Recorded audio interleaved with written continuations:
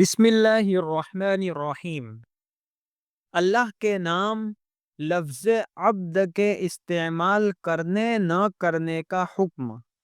سوال: کیا فرماتے ہیں علماء دین اور مفتیان شرع متین مسئلہ ذیل کے بارے میں کہ اللہ کے ناموں میں کن کن ناموں کا استعمال بطور شخص کا نام بغیر لفظ عبد کے درست ہے؟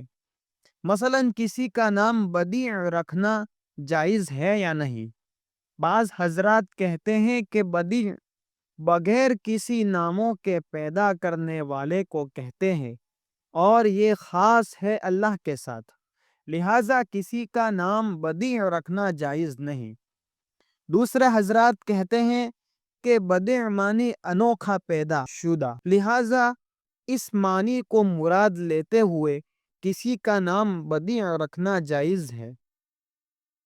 اسی طرح اللہ تعالیٰ کے 99 اسماء الحسنہ میں سے کن کن اسماء کا استعمال عبد لگائے بغیر درست ہے، اور الف لام لگانے کے ساتھ یا الف لام لگائے بغیر نام رکھنے میں کچھ فرق پڑے گا یا نہیں؟ مثلاً خبیر نام رکھنے میں کچھ حرج معلوم نہیں ہوتا، لیکن الخبیر نام رکھنا کیسا ہے؟ جواب: حامدً و مصليًا و مسلمہ۔ اللہ تعالیٰ کے اسماء الحسنہ مبارک ناموں کو 2 حصوں پر منقسم کر دیا گیا ہے۔ نمبر 1، وہ اسماء جو ذات باری تعالیٰ کے ساتھ خاص ہیں، جیسے رزاق، خالق، رحمان، غفار، قدوس، ستار وغیرہ۔ ان ناموں کو عبد لگائے بغیر بولنا سخت گناہ ہے۔ نمبر 2، وہ اسماء حسنہ جن کے 2 معنی اور 2 مفہوم ہوتے ہیں۔ ایک معنی کے اعتبار سے اللہ تعالیٰ کے ساتھ خاص ہوتے ہیں، اور دوسرے معنی کے اعتبار سے اللہ تعالیٰ کے ساتھ خاص نہیں ہوتے، بلکہ حضور صلی اللہ علیہ وسلم کا نام اور دوسری مخلوق کا نام بھی ہے۔ انہی میں سے لفظ مالک، خبیر، کریم، رحیم، رشید، عزیز وغیرہ ہے، اور بدیع حضور صلی اللہ علیہ وسلم کے ناموں میں سے نہیں۔ البتہ نئی عجیب بنی ہوئی چیز پر بولا جاتا ہے۔ جب ان ناموں کو اللہ تعالیٰ کی طرف منسوب کیے جائیں گے تو وہ معنی مراد ہوں گے جو اللہ کے ساتھ خاص ہوتے ہیں، اور جب حضور صلی اللہ علیہ وسلم کا یا کسی مخلوق کی طرف منسوب کیا جائے گا تو ان اسماء کے معنی وہ نہیں ہوں گے جو ذات باری تعالیٰ کے ساتھ خاص ہوتے ہیں، بلکہ ان کی معنی ایسے ہوں گے جن کو حضور صلی اللہ علیہ وسلم یا مخلوق کی طرف منسوب کرنے میں کوئی قباحت یعنی خرابی نہیں آتی۔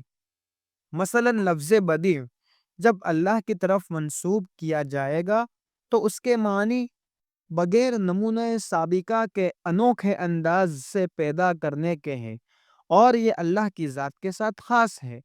اور جب مخلوق کی طرف منسوب کیا جائے تو اس کے معنی پیدا کی ہوئی چیز اور انوکھا پیدا شدہ کے ہیں، اور اس معنی کے اعتبار سے یہ لفظ اللہ کی صفات نہیں بن سکتا بلکہ مخلوق ہی کی صفات بنے گا۔ لہٰذا جب بھی اس لفظ کے ساتھ کسی انسان کا نام رکھا جائے گا تو اس کا یہی دوسرا معنی مراد ہوگا، اور اس میں الف لام لگانے کے ساتھ یا الف لام لگائے بغیر نام رکھنے میں کوئی فرق نہیں آئے گا، بلکہ اعتبار نسبت کا ہے کہ وہ نام اللہ پر بولا جاتا ہے یا مخلوق پر۔ حوالہ: فتاوی شامی، کتاب الحجر والاباحہ، فصل فی البیع، زکریا، جلد نمبر 9، صفحہ نمبر 598۔ تاتار خانیہ، کتاب الکراہیہ، فصل 24، فی تسمیۃ الاولاد، زکریا، جلد نمبر 18، صفحہ نمبر 228۔ واللہ تعالی اعلم۔